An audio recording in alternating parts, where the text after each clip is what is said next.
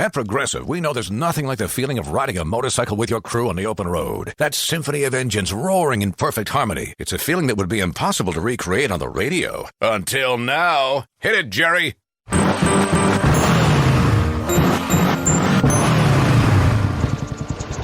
Oh, my word. Really, really terrible. Was that a glockenspiel, Jerry? Quote with Progressive and see if you could save with America's #1 motorcycle insurer. Progressive Casualty Insurance Company and Affiliates. No, Jerry. It's over. 92% of households that start the year with Peloton are still active a year later. 92% because of a bike? Not just bikes. We also make treadmills and rowers. Oh, let me guess, for elite athletes only, right? Nope. It doesn't matter if you're an avid exerciser or new to working out. Peloton can help you achieve your fitness goals. 92% stick with it. So can you. Try Peloton bikes, tread or row risk-free with a 30-day home trial. New members only. Not available in remote locations. See additional terms at onepeloton.com/home-trial.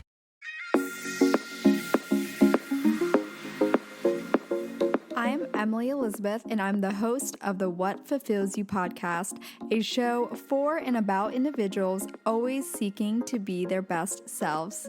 On this show, we talk all about building the mindset, finding the right careers, creating meaningful relationships, and so much more.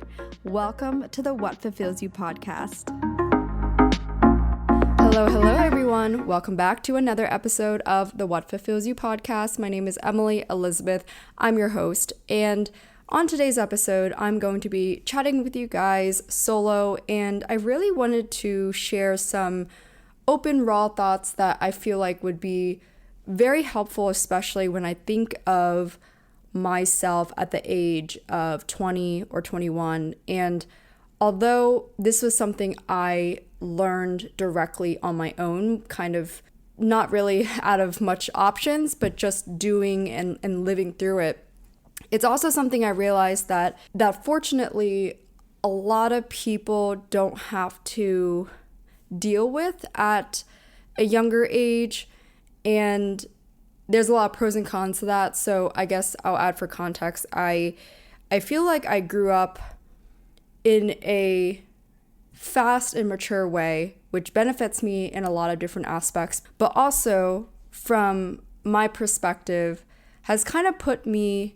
in a position that might be a bit, I guess, I don't know how to say it in like the easiest way possible, but to be really transparent, I feel like it had put me in a position that's almost like ahead of the curve for my age. And I'm not saying that in a bragging or good or bad way. It's just that, like I said, there's a lot of pros and cons to the experiences I've had at early 20s lifetime that benefited me in the adulting aspect, which is perhaps why I feel inclined to have this show in the first place and be able to share some of the things that I've learned because I really had no choice, right? And for all I know, maybe that is just genuinely my purpose, that I went through a lot of adversity, again, personal adversity in my life that enabled me to want to share those experiences and help the younger generation. One thought that came to mind over the past few weeks is the realization that when I was 20 years old and I went through a really, really, really difficult breakup, and I know I highlight this a lot, and this is probably a story that you hear a lot if you've been listening for years now to my content. But the fact of the matter is, I was 20 years old. I was 3,000 miles away from my hometown. I was living with my partner at the time. We had a dog together, and then a breakup happens, right? And then I was also transitioning to a new university, so I needed to make new friends, and that adds another layer, which is I didn't have actual close connections or friends to talk about what I was going through. It was a very, very lonely experience. But like I said, it propelled me to the position I am in today. So in terms of I had nothing and no one to lean on. And there's a lot of great strengths that come out of that, but a lot of, you feel like you just grew the fuck up, And so obviously I'm not upset that I have this level of experience at the age of 25 or over the past 5 years just had a different path than the average per se. But I think that's what made me realize like, I feel like I should maybe touch on this for some of you who do listen and you are in your early mid-20s as well, and hopefully didn't have as much of a drastic lonely experience as I did 5 years ago. But in that experience, the biggest lesson I learned was the importance of maintaining and continuing to build my own identity as, in this case, Emily, Elizabeth is how I put myself in third person, and also allowing myself to balance it out with the other elements of life. And this was a big wake-up call because, and I'll add this too because I talk about this with my good friend Harry, who's been on the show. So I realize like sometimes people have to have the aha moment themselves, right? Like he has experienced twice now in times where he was in a relationship and completely forgot about his own life, about other relationships like myself, and really saw himself go down a shitty path of whoa, where am I, who am I, right? And I realized from witnessing that as a close friend of his, I was like, I don't think there's much I could have told him that is the case. And so I want to preface that as well, as I don't think there's much I can say or a parent can say that can warn you enough, because oftentimes I do think life needs to teach you itself, and that just is how it goes, fortunately and unfortunately. But I think if you hear something enough, like if you hear a message frequently enough, it may ring a bell more, I guess, when you are in that position, right? So I think of even when it comes to finance and investing, or when you're in the adult phase, right? You probably hear often about saving X% of your money, putting it away into a retirement plan, like saving for the future. You probably have heard that messaging multiple times. And so ideally, when it comes time to your money habits, your subconscious brain is like, okay, I know that I ideally need to set aside X amount of money from each of my paycheck, or whatever that looks like. And you'll proceed, I think, with caution. I think, again, most of the time, right? But that's why I think same thing with this, where I don't think me sharing this or other people sharing with you a similar message will completely prevent you from making similar mistakes or running into the same obstacle, but you might be more micro aware of it if you run into the same thing. Does that make sense? So back to my point, when I was in my early 20s, I had my first serious relationship. We dated for a total of 4 years, and we had about like an 8-month breakup in between during those 4 years. So we actually did get back together after that difficult breakup, as I, just mentioned. But one of the key reasons I look back why the second half of the relationship was a lot healthier, and also why I notice even in my current romantic life and just my current adult life, why I've been able to quote unquote balance it in a healthy way, is because I learned not to forget who I am, my own direction, and what I need to do in order to move the needle forward for myself. It's actually ironic because I think that became my biggest strength, which is not self-neglecting my own needs. And that may or may not be probably the biggest obstacle when we are younger. We tend to forget our own needs and our own desires because we get caught up and warped up into a lovely relationship or our hectic lifestyle and whatever that looks like. And if you are listening to this and you realize like, yeah, shit, I do feel a bit disconnected from myself, I think what enabled me to get to this point of automatically not self-neglecting, and I kind of hate to say this because this is rather difficult, especially out of choice, but during those 8 months of not being in a relationship with my former partner, I spent all that time heavily focused on myself, like micro-focused.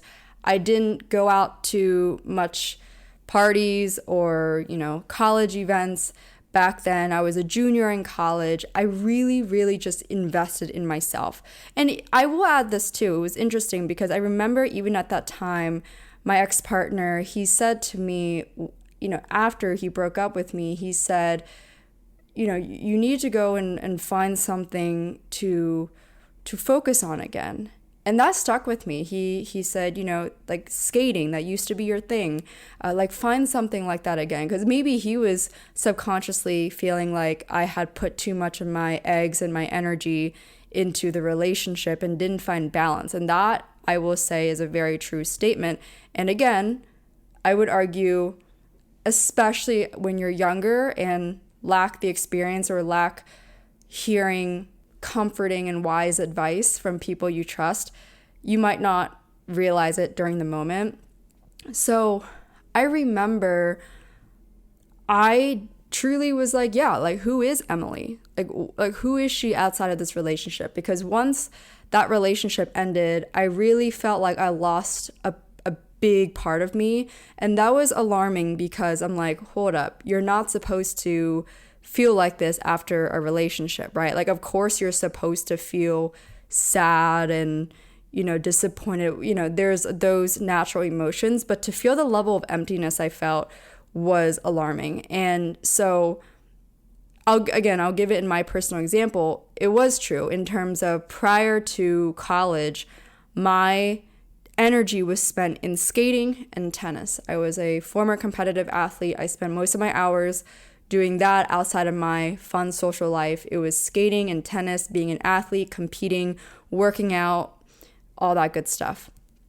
So I took that as a parallel, and this could be maybe a mental note for you, is find something or remember something from your younger years that you allocated a lot of energy towards that made you feel really good. Like I said, for me, that was figure skating. And I really tried to apply that same energy into something new / different, as I put it into my own terms. I call it my quote unquote second chance at the Olympics. Because I realized, had I put more focus and energy into my figure skating career when I was 15 and 16, I don't know about Olympics, that's a stretch, right? But I really genuinely believe I could have competed on the international level and have made it further in my skating career. And so hearing that from my former partner, and mind you, at that time too, I was not competing anymore, but he knew well enough that used to be a lot of my energy prior to college. And so he was, I think, trying to just nudge me in a healthy way, saying, hey, find something like that again. With groceries and housing costs at an all-time high, you're probably looking for new ways to cut costs in the new year. Like no more trips, restaurants, movies, basically no more fun. There's a better solution. With Rocket Money, you can track your spending, cancel unwanted subscriptions, and lower your bills. Users save an average of $720 a year. With Rocket Money, you can get your finances back in black, so you don't have to stop doing everything you love to do. To learn more, go to rocketmoney.com/offer or download the Rocket Money app from the Apple app or Google Play stores. 92% of households that start the year with Peloton are still active a year later. 92% because of a bike? Not just bikes. We also make treadmills and rowers. Oh, let me guess, for elite athletes only, right? Nope. It doesn't matter if you're an avid exerciser or new to working out. Peloton can help you achieve your fitness goals. 92% stick with it. So can you. Try Peloton bikes, tread or row risk-free with a 30-day home trial. New members only. Not available in remote locations. See additional terms at onepeloton.com/home-trial. Progressive presents Adjusting to the Suburbs. I never thought about space in my cramped apartment, but in this house, all I see is empty space. The sofa and ottoman look like tiny islands in a sea of hardwood floors. I could get 2 ottomans in the living room, but then I'd need another sofa. I could tell people I'm into minimalism. Anyway, when you save with Progressive by bundling your home and auto, that's the easy part of adjusting to the suburbs. Progressive Casualty Insurance Company. Coverage provided and serviced by affiliates and third-party insurers. And At the time, I did have a small business of mine already, my first business, which is designing and creating custom figure skating dresses for the figure skating community. It's a very niche business, but I remember thinking, well, I don't have a website right now. I was waiting for someone to help me do it for a while, and long story short, I was creating my own resistance, and I took that time of loneliness, mental despair, whatever, and I just really honed down on building this damn business, because I was like, all right, you sell a good chunk on eBay, you're doing well there, but what's the next step? And so I remember vividly that summer I started reaching out, or I guess maybe fall of that semester, I started reaching out to different skating shops, which is in the skating world, we call it pro shops. And especially the ones that sold skating gear, skating dresses. I really wanted to get into stores and then also have a reputable website because I didn't have one at the time. And so I put my energy in that, and I felt really, really good about it over the months. I was like, holy fuck, I had something to micro focus on. And it was nothing to do with my former partner. And then on top of that, I will add as a caveat, I did want to return to the relationship with my partner because I didn't feel like that relationship had fully run its course. And it was just a instinct feeling. There's no logic to it. All I know is that internally, I felt like we still had a good shot and it was worth seeing it out. So I kind of came back to him and really tried to convince him in a self-respecting way where I'm saying, hey, look, I know why we broke up, which was primarily around my not so great habits as a first-time partner and, obviously my own kinks that I need to work through, as I think some of us have ourselves, which comes more to fruition. I think when we are in a relationship, we see it more. We're like, oh shit, I do that. And so I worked through it. I don't know how I came across stoicism, but I think I started listening to Tim Ferriss, his podcast. This was fall 2017, and then going into 2018. And then I think I came across Ryan Holiday through Tim Ferriss's podcast. And then I also came across Tony Robbins. So I listened to basically those three. And stoicism was really the nail on the head for me. I was like, holy shit, I don't have to have an opinion about everything. I don't have to be so reactive about every micro thing, which was one of my obstacles when I was younger. I guess from like probably 19 to 21, I was just like, really overreactive, probably super assumptive about things that weren't necessarily true. It's just like that saying, especially in the Stoic philosophy, it's like, hey, if someone cuts you off in traffic, you don't have to react. You don't have to yell. You don't have to stick your middle finger at them. All these things. There's a spectrum of how people react, right? But basically it's saying you can work the muscle of shrugging it off and moving forward. And that's what I really, really honed down on because I knew that was my own flaw. And once I felt like it was 80 to 90% mastered, I don't want to say mastered because I think it's always a work in progress, but once I felt there was significant change, I went back to my old partner and really tried to convince him, in which I did, and I think he saw it as well. He was like, okay, she actually had a lot of work on herself, but that's besides the point. I think the key is there too is during that period of not being together, I also realized, yeah, Emily, I told myself I will not feel like this again, period. Like I'm not going to allow myself to be in the position in the future where I feel this empty because I feel like I lost a big part of myself that was a part of someone else or a part of a relationship, right?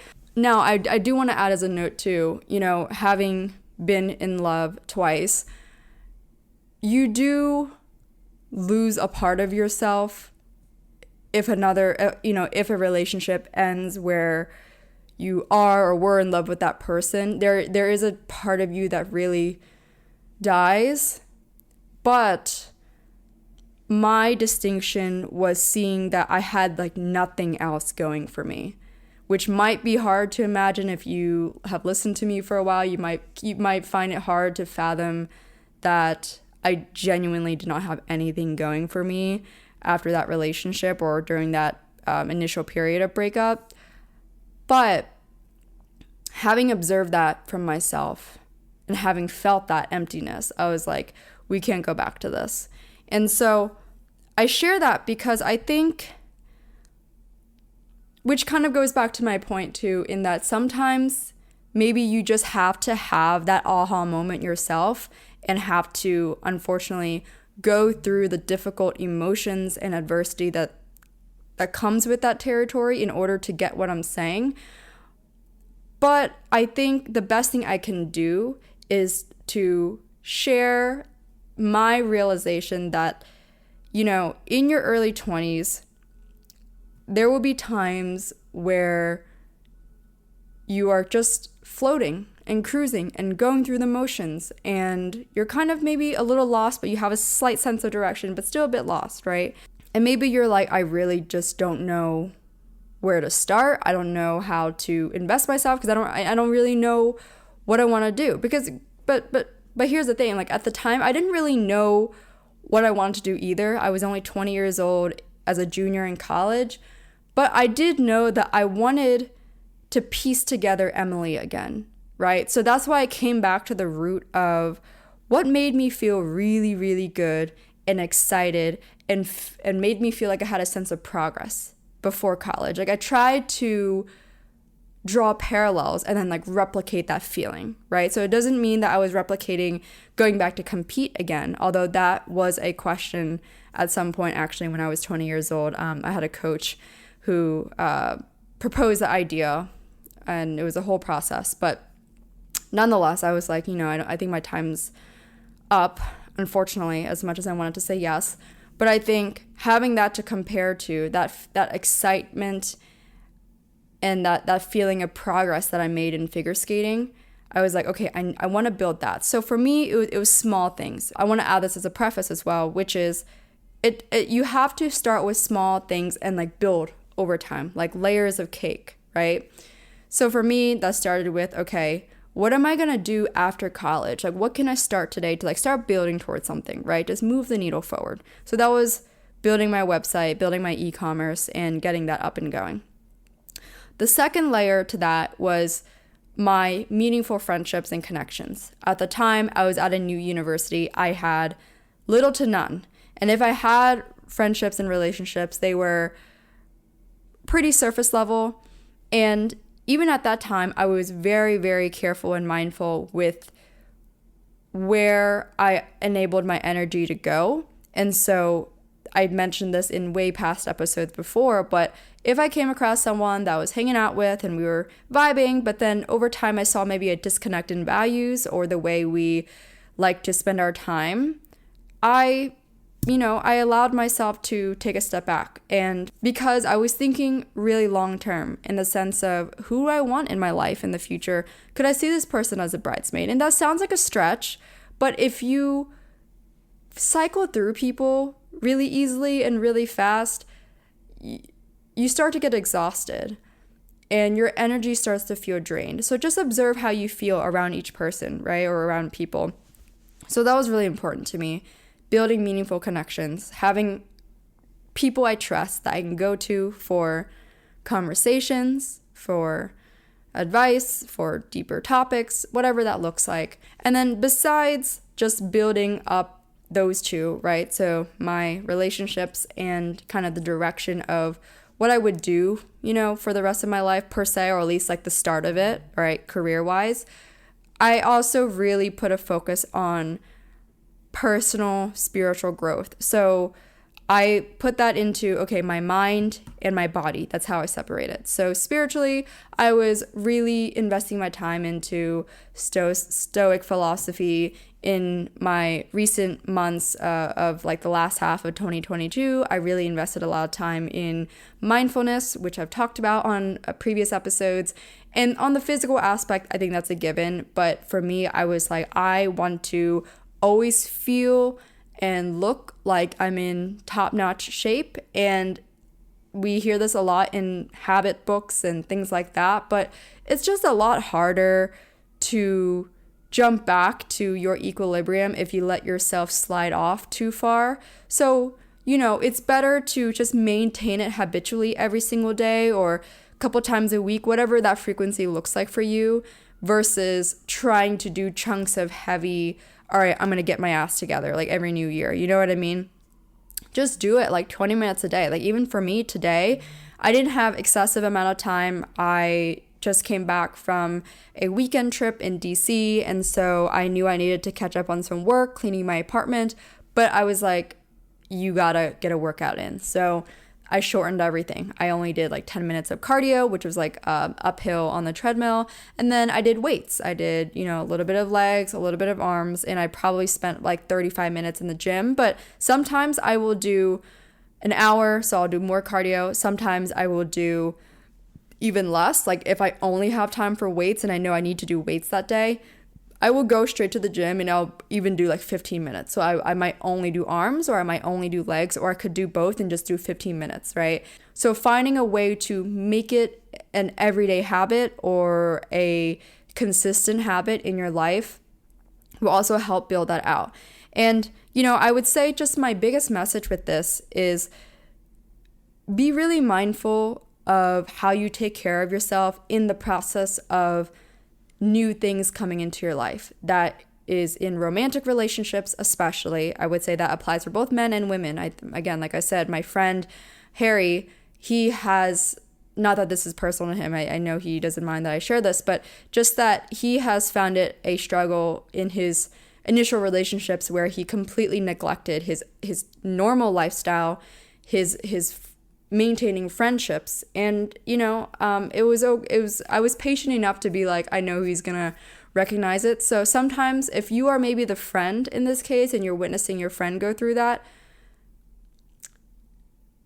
practice patience and recognize that at some point they will learn how to balance and find equilibrium, because it's going to happen two ways. It's either going to happen the hard way, like it did for me, or it's going to happen in a way where it's really organic and one realizes like, oh shit, I haven't seen XYZ person in a while, or I haven't done XYZ in a while. And to be fair, this also applies, I believe, also when you are just putting excessive energy in one area of life in general. So for me, it happened to be in a romantic relationship back in the day, but for some, I could argue that it might be work. Like some people put 80% of their energy in work, and then 20% is trying to be allocated to social life, personal growth, and wellness, and their relationship, right? It's like, holy shit, you gotta balance that out a bit. Because if not, one will get burnt out and the results will show for itself. You know what I mean? Like even physically, like your body might burn out, you might get actually physically sick, and then you realize like, oh fuck, I've been burnt out in this area because I've been putting way too much of my energy there, So again, I just share this as a, hopefully helpful piece of wisdom that I've learned in my early to mid 20s, and probably why I, in my own relationship practice, especially in my current age and my current chapter, I'm really glad to be able to spend time with a partner where it's only 1 to 3 times a week. And actually, funny enough too, now that I say that out loud, I think about that with my friend Jordan, who was also semi-recently on the show. She also mentioned how she moved away from her partner of 2 years. Like they used to live in Orange County, and then she moved to San Diego with a friend, and both of them, her and her roommate, are in relationships, and they moved further away from their partner. But what I love about that is that's actually a really interesting, healthy approach, although one doesn't need to move that far away. But if they are being mindful enough to make time to see each other, whether on a certain consistent frequency, whether that's once a week or every other week, and staying connected through phone calls and texting, things like that, you can see that the connection won't actually dwindle as much as you think. In fact, it could stay the same or strengthen because of the different dynamic. I think that's just a great way to frame it, whether, again, it's maybe you're putting too much energy in friends or too much energy in your romantic partner or romantic life, too much energy into work, whatever that looks like. Self-reflect on that and ask yourself this question: how am I moving the needle forward for myself? And maybe what areas of my life do I need to move the needle forward a little bit more than other areas? That was all for today's episode. I hope those last 2 questions were stimulating and thought-provoking for you. And if this episode was helpful or resonated in any way, please be sure to rate and review the podcast on Apple or Spotify. It truly means a lot to me. And of course, I do love chatting with you all on Instagram, so feel free to DM me at Emily E. Duong or at What Fulfills You. Don't be shy. I do love to chat and hear your feedback. So thank you again for tuning in today. I would chat with you all in the next episode.